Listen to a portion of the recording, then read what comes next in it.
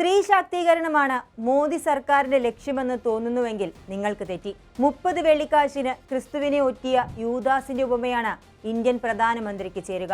India പോലെ ജനാധിപത്യ മൂല്യങ്ങളെ ഉയർത്തിപ്പിടിച്ചിരിക്കുന്ന ഒരു രാജ്യത്തിന് ചേരാത്ത ഒരു കാര്യം വെറും രാഷ്ട്രീയ നേട്ടങ്ങൾ മാത്രം ലക്ഷ്യം വെച്ച് ഇങ്ങനെ ഒരു വലിയ ഉദ്യമത്തിന് മുൻകൈയെടുത്തപ്പോൾ ഇന്ത്യൻ ജനാധിപത്യത്തിനും രാഷ്ട്രീയതയ്ക്കും അതൊരു കറുത്ത ഏടാവുകയാണ്.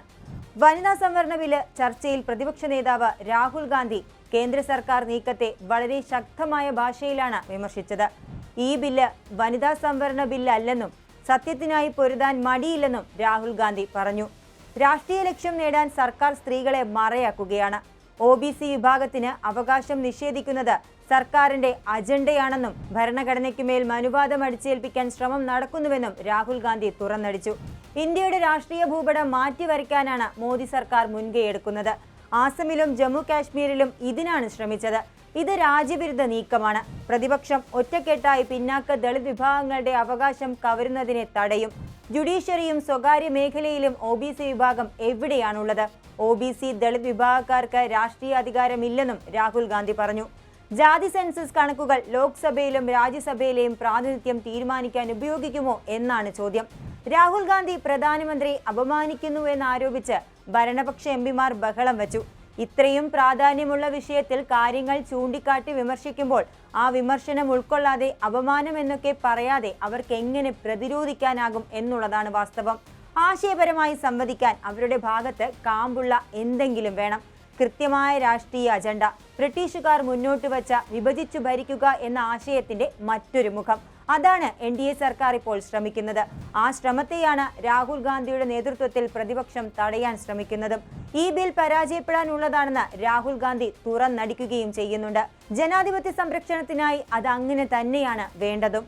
മണ്ഡല പുനർനിർണയം നടപ്പിലാക്കിയാൽ നോട്ട് നിരോധനം സൃഷ്ടിച്ച ആഘാതം പോലെയാകുമെന്ന് ശശി തരൂർ MP ഇന്ന് ലോക്സഭയിൽ പറഞ്ഞിരുന്നു. മണ്ഡല പുനർനിർണയത്തിന്റെ പ്രത്യാഘാതങ്ങളെക്കുറിച്ച് നമ്മൾ തുറന്നു തന്നെ സംസാരിക്കണം. ചെറിയ സംസ്ഥാനങ്ങളും വലിയ സംസ്ഥാനങ്ങളും തമ്മിലുള്ള സന്തുലിതാവസ്ഥ, ജനസംഖ്യാ നിയന്ത്രണം എന്ന ദേശീയ ലക്ഷ്യം നടപ്പിലാക്കിയ തമിഴ്നാട്, കേരളം തുടങ്ങിയ സംസ്ഥാനങ്ങളും അത് നടപ്പിലാക്കാത്ത ഉത്തരേന്ത്യൻ സംസ്ഥാനങ്ങളും തമ്മിലുള്ള സന്തുലിതാവസ്ഥ, ജനസംഖ്യാ നിയന്ത്രണത്തിൽ പരാജയപ്പെട്ട സംസ്ഥാനങ്ങൾക്ക് പുനർനിർണയത്തിലൂടെ കൂടുതൽ രാഷ്ട്രീയ സ്വാധീനത്തിന്റെ മുൻതൂക്കം ലഭിക്കും. ഇങ്ങനെയുള്ള കാര്യങ്ങൾ കൊണ്ട് തന്നെ ഇതാണോ നമ്മൾ നൽകാൻ ആഗ്രഹിക്കുന്ന സന്ദേശമെന്ന് ആലോചിക്കണം എന്നാണ് തരൂർ ചൂണ്ടിക്കാട്ടുന്നത്. ചർച്ച ചെയ്യുമ്പോൾ തന്നെ ശരികേടിന്റെ ഒരു 100 കാര്യങ്ങൾ പ്രതിപക്ഷത്തിന് ചൂണ്ടിക്കാട്ടാനുണ്ട്. പ്രതിപക്ഷത്തെ പ്രതിരോധത്തിലാക്കാൻ ശ്രമിച്ച മോദിക്കും കൂട്ടർക്കും പ്രതിപക്ഷത്തിന്റെ ന്യായമായ ചോദ്യങ്ങൾക്ക് ഉത്തരമില്ലതാനും.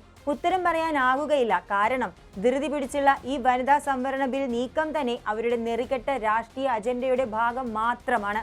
സ്ത്രീകൾക്ക് വേണ്ടി നിൽക്കുന്നു എന്ന് വരുത്താൻ നരേന്ദ്രമോദി ശ്രമിക്കുന്നു. എന്തിനു വേണ്ടി ഇത് ചെയ്യുന്നുവെന്ന് നിങ്ങളുടെ ഊഹത്തിന് വിടുകയാണെന്ന് രാഹുൽ ഗാന്ധി പറഞ്ഞു വയ്ക്കുമ്പോൾ നമുക്കറിയാം അവരുടെ ലക്ഷ്യം സ്ത്രീ ശാക്തീകരണം ഒന്നുമല്ല, ജനാധിപത്യത്തിന്റെ ഘാതകരാണവർ. അത് അനുവദിക്കാതെ ഇരിക്കേണ്ടതാണ് ഇന്ത്യയിലെ ഓരോ പൗരന്റെയും ആവശ്യം. കൂടുതൽ വാർത്തകൾക്കും വിശേഷങ്ങൾക്കും ഞങ്ങളുടെ channel like, share and subscribe ചെയ്യുക. കൂടാതെ സബ്സ്ക്രൈബ് ബട്ടണിലെ ബെൽ ഐക്കൺ ഇനേബിൾ ചെയ്യാനും മറക്കരുത്.